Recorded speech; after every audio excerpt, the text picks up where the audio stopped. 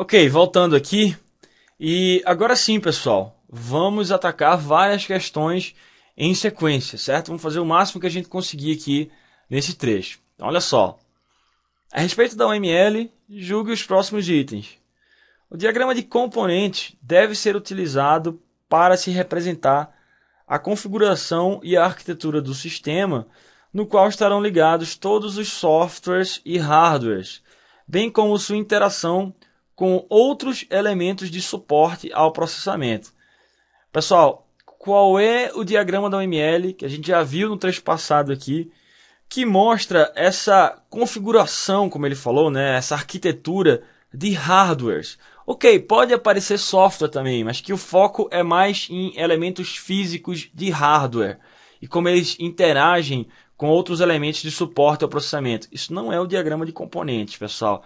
Componentes são elementos de software, certo? Agora, elementos num diagrama de software e hardware, diagrama de implantação, certo? E não diagrama de componente. Falsa essa 61. Vê a próxima.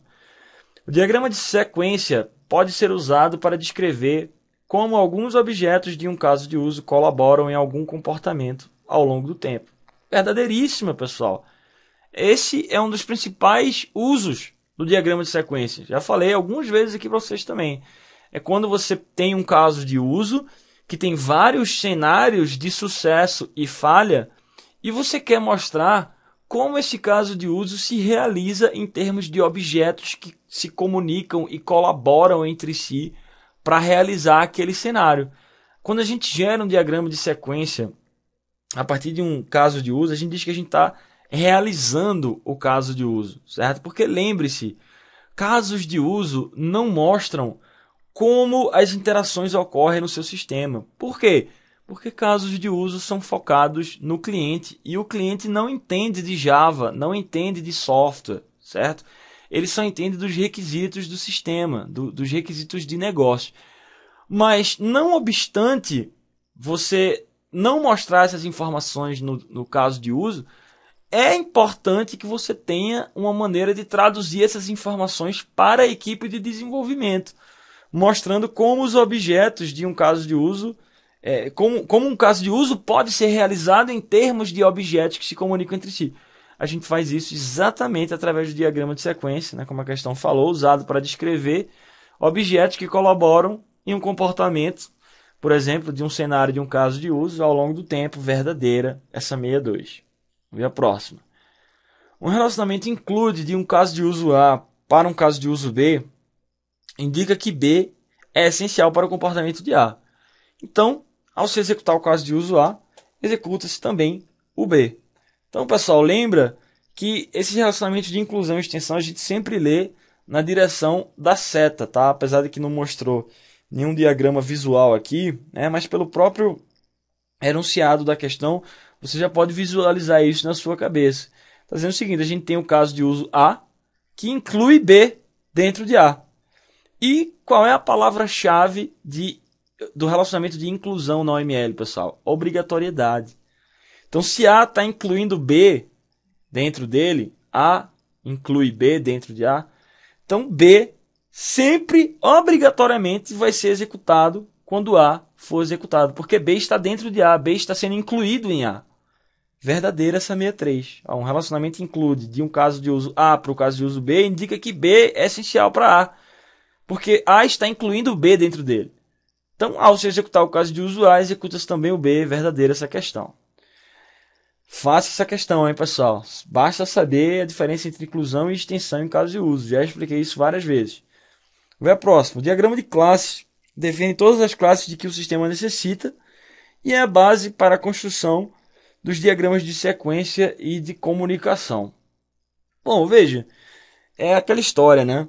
Toda a questão do CESP, principalmente de VOF, como vocês estão vendo aí na tela, ela tem um nível de interpretação e subjetividade, ok? Então, eu não sei se um diagrama de classes ele deve definir todas as classes que o sistema necessita, tá? Na prática, é muito comum você mostrar só as classes talvez mais importantes, mais significativas. Talvez você não precise mostrar todas as classes do seu sistema, ok? Mas como eu falei, pessoal, não adianta você tentar interpretar as questões do CESP sempre ao pé da letra, né? Tem um grau de subjetividade que você precisa trabalhar dentro dessa margem para responder algumas questões, sabendo qual é o foco da questão. Então, qual é o foco dessa questão aqui, pessoal? É perguntar se o diagrama de classe tem todas as classes que o sistema necessita? Não. O foco dessa questão é o seguinte: o diagrama de classe define as classes que vão ser servir de base para construir diagrama de sequência de comunicação? Sim, aí realmente sim, verdadeiro. Não sei se são todas as classes, tá? Mas realmente servem de base para diagrama de sequência de comunicação. Eu digo assim, não sei, não é que eu não saiba, pessoal. Quando eu digo eu não sei, é no sentido de eu não sei o que é que o elaborador da banca organizadora estava pensando na hora dele fazer essa questão. Porque isso é impossível de saber. Nem eu, nem você, nem ninguém vai conseguir entrar na cabeça do elaborador da questão. O que a gente pode fazer é estudar o assunto e interpretar da forma como a questão está sendo colocada para você e entendendo o que ela está perguntando. Ela não está perguntando se são todas as classes, ela está perguntando se o diagrama de classe serve como base para diagrama de sequência e comunicação. Serve. Por quê? Porque diagrama de sequência e comunicação mostra objetos trocando mensagens, colaborando entre si, e objetos são instanciados a partir de classes que são mostradas, essas classes, no diagrama de classes. Certo? Por isso que a gente pode dizer que o diagrama de classe serve como base para outros diagramas. Verdadeira essa 64. Vamos lá, continuando. Diagrama de interação geral, né? Escolhi essa questão aqui, pessoal, para fazer nesse nosso módulo de exercício do ML, porque, apesar de ser um diagrama novo da OML 2.0, os diagramas clássicos, como vocês estão percebendo, eles são mais cobrados, tá? Aparece mais diagrama de classe, diagrama de componente, diagrama de pacote. Então, como tem poucas questões de diagrama de interação, diagrama de estrutura composta, as poucas questões que eu encontrei, eu fiz questão de colocar aqui para vocês, para a gente praticar, certo? Então vamos lá, a gente já viu como é que funciona o diagrama de interação geral do OML, tá? É aquele diagrama, é o último diagrama que a gente vê na aula teórica, né, que mistura os diagramas de atividades e os diagramas de sequência num único diagrama, certo? Então vamos lá. Letra A, diagrama de interação geral é um diagrama estrutural? Já está errado daí, pessoal. Já vou parar por aqui na letra A. O diagrama de interação geral é um diagrama dinâmico, certo? E não estrutural. Ele é um diagrama comportamental e de interação. Falsa letra A. Letra B. É um diagrama que é utilizado para demonstrar a ordem temporal em que as mensagens são trocadas entre os objetos envolvidos em um processo. Esse é o diagrama de sequência, né, pessoal? Veja, apesar de diagramas de sequência poderem aparecer de maneira misturada, né, no diagrama de interação geral, o foco do diagrama de interação geral ele é maior do que isso, tá? Se uma determinada alternativa falar só isso daí, qual é o diagrama que eu utilizo para mostrar a ordem temporal de mensagem? Isso é diagrama de sequência, certo? Diagrama de interação geral faz isso e mais coisas. Por exemplo, o que a letra C coloca para a gente, que é exatamente a resposta da questão, a letra C. O diagrama de interação geral fornece uma visão geral do controle de fluxo, sendo considerado uma variação do diagrama de atividades. Eu falei para vocês que sim, o diagrama de interação geral pode ser considerado uma variação do diagrama de atividades. Por que uma variação? Porque além de mostrar esse fluxo, ele mostra dentro ali alguns outros diagramas de interação, como o diagrama de sequência, pode mostrar diagrama de comunicação também ali dentro, mas ao final de tudo ele dá essa visão geral do controle de fluxos do seu sistema. Letra C, a resposta dessa questão, certo? Vamos ver o erro da D e da E. Letra D. É utilizado em complemento ao diagrama de classes, com o objetivo de fornecer uma visão dos valores persistidos pelos objetos definidos na classe. Fez uma mistureba essa letra D, tá, pessoal? É um pouco diagrama de classes, um pouco diagrama de objetos, tá? De qualquer forma, ambos são estruturais, não tem nada a ver com o diagrama de interação geral, que é um diagrama dinâmico, tá? Tem nada a ver essa letra D com o que foi perguntado no enunciado. E a letra E? Diagrama de interação geral descreve mudanças de estado. Pessoal, qual é o diagrama que descreve mudanças de estado? Diagrama de máquina de estados, certo? Letra C, a resposta dessa questão. Vamos lá, continuando. Agora, diagrama de estrutura composta. De novo, é um diagrama que cai pouco, tá? Mas como a gente está fazendo essas questões, eu fiz questão de trazer para vocês, para a gente praticar isso e se cair em alguma prova que você faça, você já tem uma noção disso daí. Então vamos lá. É uma estrutura composta. Letra A. Descreve os passos a serem percorridos para a conclusão de uma atividade específica, concentrando-se na representação do fluxo de controle. Pessoal, esses passos a serem percorridos para concluir uma atividade específica é o diagrama de atividades, certo? Os passos são exatamente aquelas ações que ocorrem no diagrama de atividades. Esse fluxo de controle são exatamente aquelas decisões que você toma no diagrama de atividades, né? Fluxos de ramificação, fluxos de junção, fluxos de bifurcação. Esses são fluxos de controle, certo? Então, letra A tem a ver com o diagrama de atividades, não tem a ver com o diagrama de estrutura composta. Lembra que o diagrama de estrutura composta é aquele que tem aquela elipse pontilhada ao redor de elementos que vão colaborar entre si para realizar alguma atividade, certo? É um diagrama estrutural, como o próprio nome está falando, né? Estrutura composta, diagrama estático. Então, letra A, atividades, não é a resposta. Letra B, o diagrama de estrutura composta é um diagrama comportamental, já está falso daí, tá? Diagrama de estrutura composta é um diagrama estrutural, falso a letra B. Letra C, diagrama de estrutura composta é utilizado para modelar colaborações e descreve como um conjunto de instâncias cooperam entre si para realizar uma tarefa em conjunto? Sim, verdadeiro. Letra C, a resposta a essa questão. No exemplo, né, no meu exemplo da minha aula teórica que eu mostrei para vocês, e acabei de mostrar no trecho passado também, são aqueles classificadores internos que vão colaborar entre si para realizar uma atividade que no meu exemplo era dirigir um táxi, certo? Então, é um diagrama utilizado para modelar colaborações, que são aquelas elipses pontilhadas. E nesse diagrama você vai mostrar instâncias cooperando entre si para realizar uma tarefa. Letra C, verdadeira, é a resposta a essa questão. Ok, vamos lá. Qual é o erro da D e da E, pessoal? Letra D. Define a estrutura do sistema descrevendo classes, métodos, atributos e seus valores armazenados pelos objetos. Isso lembra muito o diagrama de classes, né, pessoal? Onde você descreve classes, os métodos dessas classes, os atributos. E os atributos podem descrever valores que futuramente vão ser armazenados por objetos, tá? Essa definição da letra D está um pouco misturada, mas, bom, o que é que importava para a gente resolver essa questão? O que importa não tem nada a ver com o diagrama de estrutura composta, tá? A letra D. E a letra E?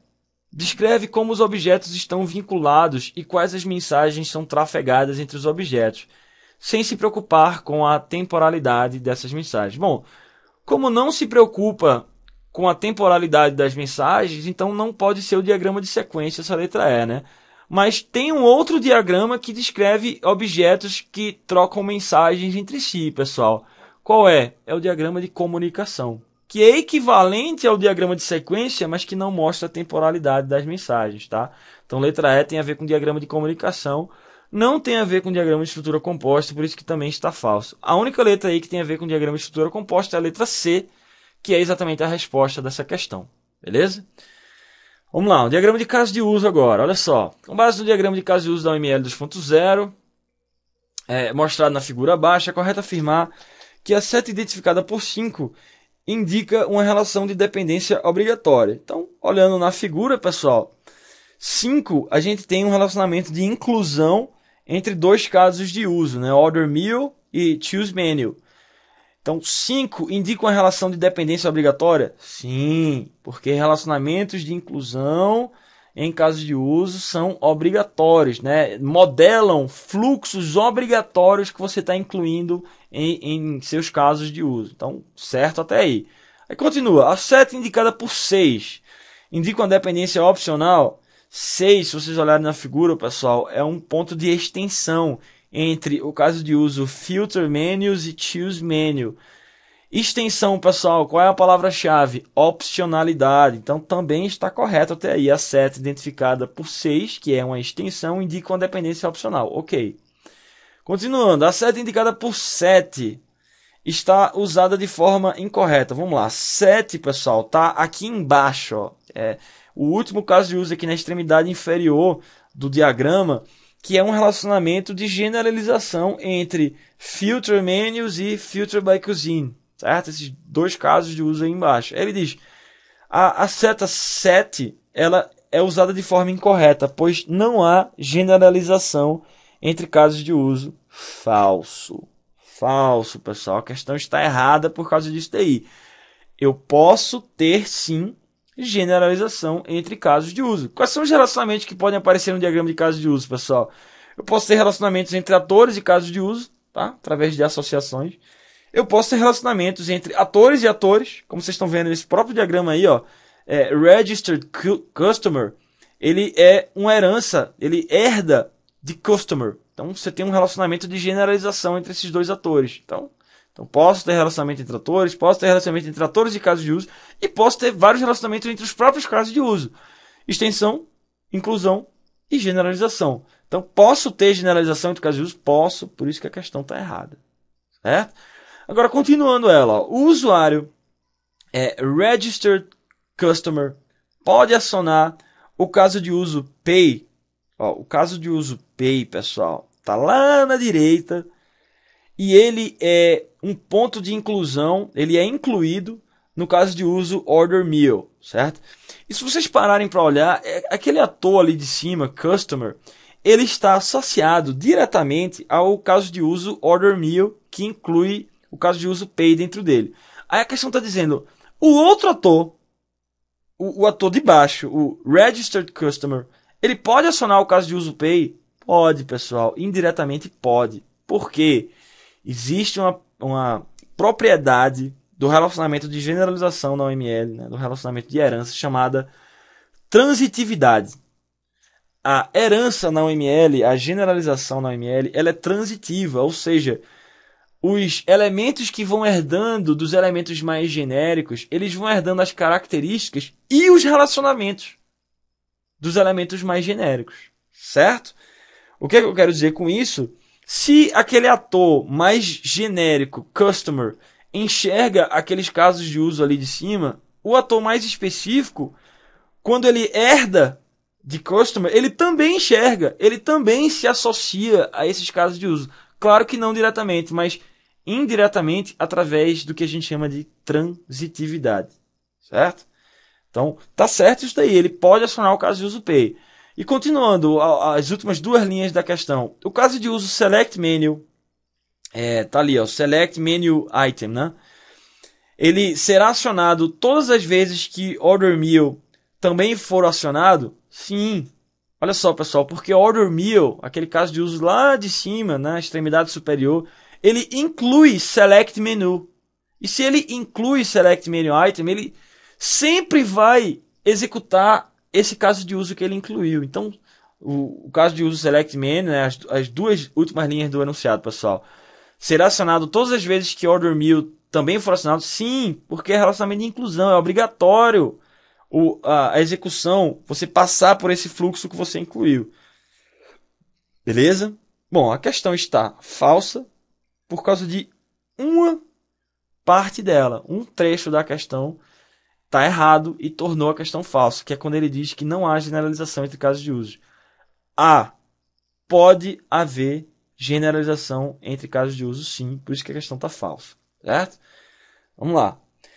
No ML, um diagrama de atividades oferece uma notação para mostrar uma sequência de atividades, inclusive atividades paralelas. Ele pode ser aplicado em qualquer perspectiva ou propósito. No entanto, ele é normalmente mais utilizado para visualizar fluxos de trabalho, processos de negócio e casos de uso. Verdadeira questão, pessoal. Veja, vamos com calma, por partes. Um diagrama de atividades mostra uma notação de sequências de atividades, sequências de ações dentro dessas atividades. Inclusive atividades paralelas. Eu posso mostrar paralelismo em diagrama de atividades? Posso. Como? Através do famoso nó de bifurcação, fork node. Mostrei para vocês quando a gente revisou o diagrama de atividades. Posso mostrar atividades paralelas. E ele pode ser aplicado em várias perspectivas? Pode, pessoal. Normalmente o diagrama de atividade, como eu falei para vocês, ele é mais utilizado para modelar fluxos de trabalho, processos de negócio como um todo, tá? Coisas maiores. Mas eu posso utilizar um diagrama de atividade para mostrar como é que um caso de uso ocorre, quais são os fluxos possíveis num caso de uso. Posso também, apesar de ser menos comum, tá? É mais comum você utilizar diagramas de sequência para realizar casos de uso. Mas você pode utilizar diagrama de atividade também tranquilamente, não tem problema nenhum. Inclusive mostrando atividades paralelas, como a questão colocou aí para você, ok? Beleza, próxima questão. Questão aí do TRE do Espírito Santo, CESP 2011, está mostrando aí um diagrama de sequências, certo?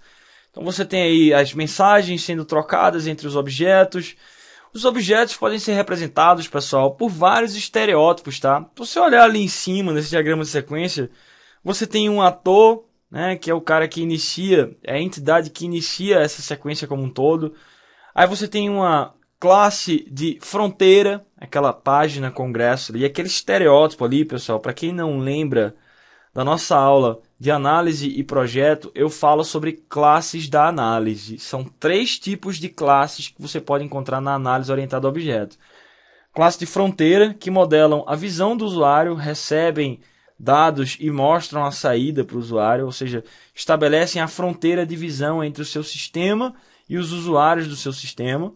A gente tem as classes controladoras, que controlam o fluxo da sua aplicação, despacham as solicitações para os locais corretos. E a gente tem as próprias classes de entidade, que representam o negócio, a persistência, a própria informação do seu sistema. Essas são as 3 classes de análise. Estão aparecendo 2 aí, tá? Página congresso ali em cima é um objeto que está representando uma classe de fronteira, e controlador congresso é um objeto que está representando uma classe controladora. Essas são as notações para classe de fronteira e classe controladora, certo? Bom, vamos ver quais são as perguntas que são feitas aqui para a gente fechar esse bloco.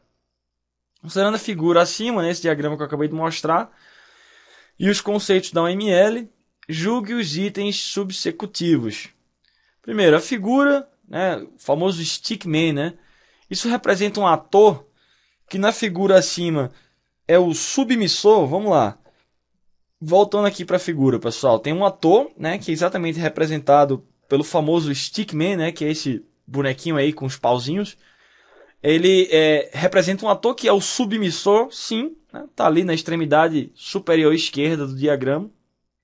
E ele diz, é o submissor. Contudo, esta mesma figura pode ser utilizada em situações diferentes para caracterizar um usuário, uma secretária ou uma impressora. Verdadeiríssima essa questão daí, pessoal. O que ela está dizendo? Ela está dizendo que nessa figura aqui, nesse diagrama de sequência, você tem um ator representando um objeto submissor, que é o objeto que vai iniciar as colaborações, as mensagens sendo trocadas nesse diagrama. Nesse diagrama aqui. Agora, contudo, essa mesma figura que representa um ator, ou seja, o conceito de ator, pode ser utilizado em outras situações para denotar usuários, secretárias ou até hardware, como uma impressora, por exemplo? Sim, verdadeiro. Ator da OML, pessoal, são entidades externas que se comunicam com o seu sistema, mas nem sempre é um usuário. Um usuário, que eu quero dizer, um ser humano, uma pessoa, nem sempre. Qualquer entidade que faça fronteira, que se comunique com o seu sistema, vai ser representada através de atores. Podem ser pessoas, podem ser outros sistemas, podem ser hardwares, como impressoras, por exemplo, máquinas, certo? Verdadeira essa questão. Então ela diz, a figura stickman representa um ator que na figura é um objeto submissor. Mas essa mesma figura pode ser utilizada em outros contextos, representando um usuário, um hardware, uma secretária? Pode. Verdadeira essa questão. Vamos ver a próxima.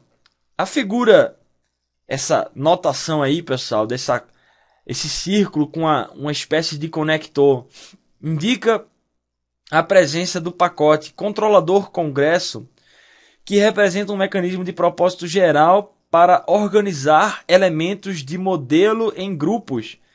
Pessoal, nada a ver. Essa figura daí, como eu falei para vocês, simplesmente denota uma classe de fronteira, que nesse diagrama de sequência aqui que a gente está vendo na tela, representa esse objeto página congresso. Pessoal, classes de fronteira normalmente não são exatamente aquelas classes que aparecem na interface gráfica do seu sistema, como por exemplo uma página web. Ali, ó, página congresso, é como se fosse uma página web. Isso daí é representado através de classes de fronteira? Sim. Então essa notação aí desse círculo com aquela espécie daquele conector, isso aí indica simplesmente a presença de uma classe de fronteira ou um objeto de fronteira no seu sistema. Não tem nada a ver com pacote, pessoal. Indica a presença de um pacote para agrupar, um pacote de agrupar. Nada a ver, pessoal. Falsa essa 76. Você só errava essa questão se você realmente não soubesse quais são as classes de análise na orientação a objetos, que são as três que eu acabei de falar para vocês. Classe de fronteira, classe controlador e classe de entidade. Certo? Se você não lembra disso, revise o meu módulo teórico sobre análise de projeto O. Falsa essa 73, tem nada a ver. Próxima. A figura representa um diagrama do estado do sistema e das suas diversas fases de execução. Não, pessoal, isso não é um diagrama de estado, isso é um diagrama de sequência. Se você olhar, olha só uma dica para vocês, se você olhar esse diagrama daqui e prestar atenção na extremidade superior esquerda dele, lá em cima na esquerda do diagrama, tem lá ó, SD, realizar submissão. SD, pessoal, é exatamente de Sequence Diagram.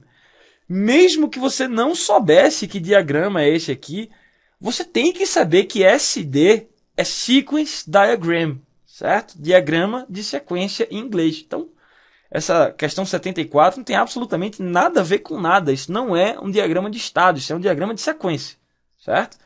Falsa essa questão. Vamos ver a próxima. Na figura, esse relacionamento, essas mensagens que estão sendo trocadas aí, né? Você tem uma mensagem com o sistema, né, onde você chama um determinado método de um objeto, e você tem um retorno ali, ó, verdadeiro.